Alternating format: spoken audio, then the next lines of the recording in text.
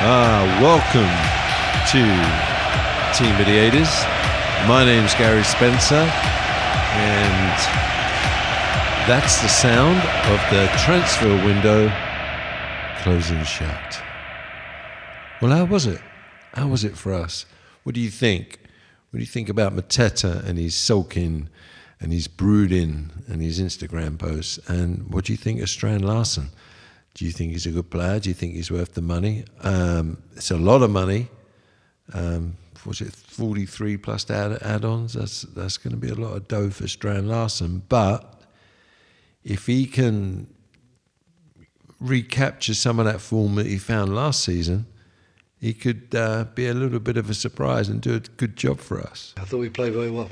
We'll talk about him in a second, but let's go back to Mateta. For me, I think he's been a little bit out of order in the last few days, this past week actually. Not wanting to play, not being in the right frame of mind to play. Or was he injured? Was he injured all the time? You know, was his knee that bad that it made him not as mobile as before? And if that was the case, then just why play him at all? Just play Uchi up front, because honestly, like, if you really think about it, if you look back to September, October, Mateta just hasn't been on it at all. He had 2 shots at goal. And he hasn't got a great goal return, right, Mateta? If you look at the last 5 years or so, I don't know, was it 140 odd games, 46 goals, let's something not like that. take the piss here. Very close to that. First 18 months or so, a year, dreadful. Yeah, just not with it at all. But because he scored that goal against Brighton, which I talk about a lot because it went through 2 Brighton defenders' legs and nobody knew anything about it, least of all Mateta. He was lauded as a bit of a hero, and he ate out on that for 6 months, and that bought him another 6 months. And eventually he found his footing with Glasner. Obviously, Oliver Glasner really worked on his confidence, and he started to score a few goals. I thought we played very well. But his return is very poor.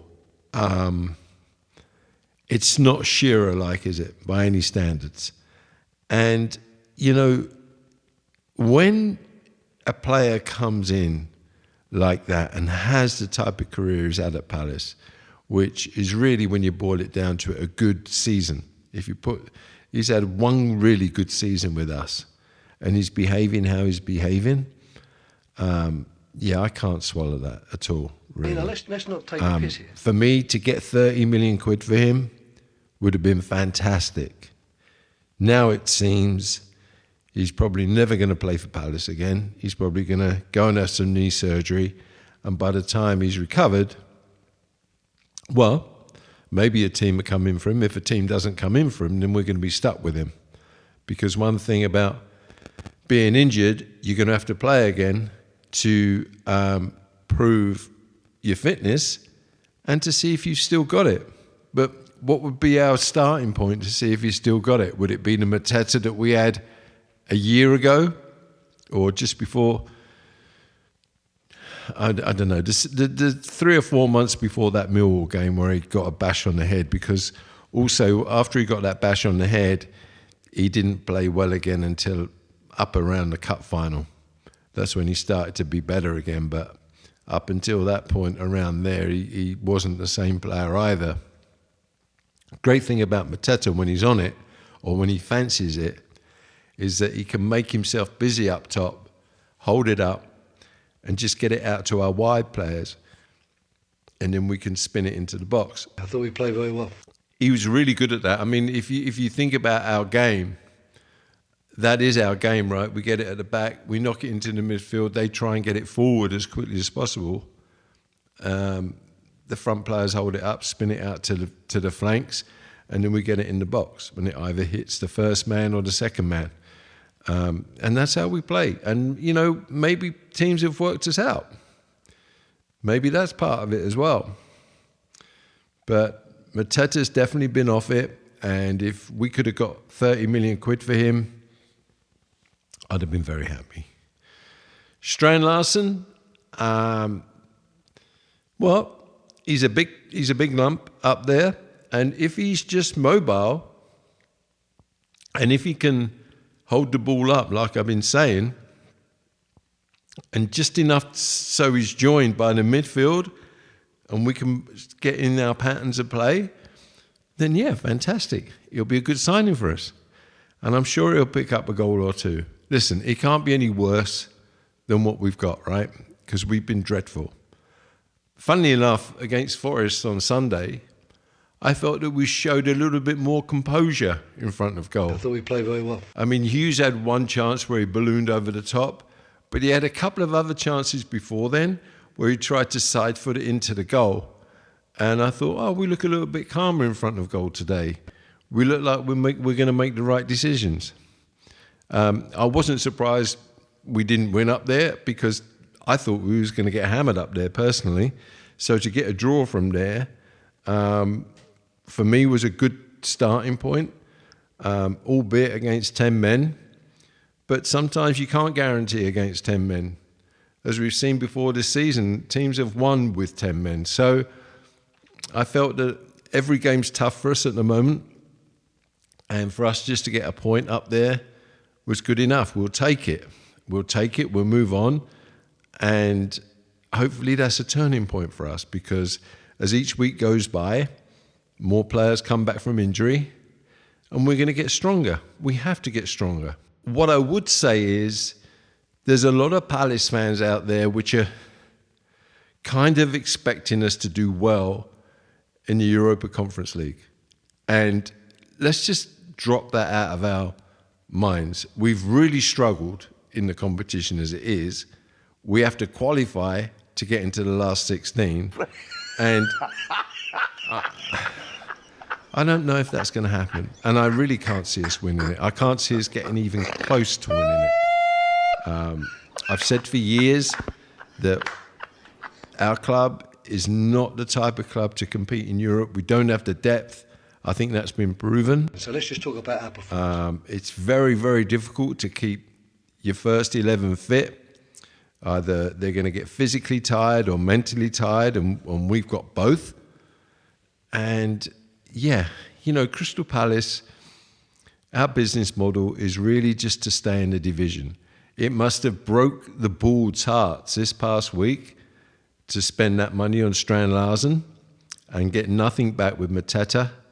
Of course, that's why they dropped the Everton lad, because they didn't want to fork out another 20 million. Listen, I don't blame the board at all. I don't blame Parish. I don't blame any of the board. I like watching Crystal Palace in the Premier League. And if they stay in the Premier League and that's all they do, I'm happy with that, because I've watched them forever. I've watched Palace since the 60s. So for me, I'm happy with them playing every week in the Premier League. I don't expect them to be world beaters. And this whole podcast was called Team of the 80s because that was the dream back then, that we were going to be the team of the 80s. And you know how long we lasted?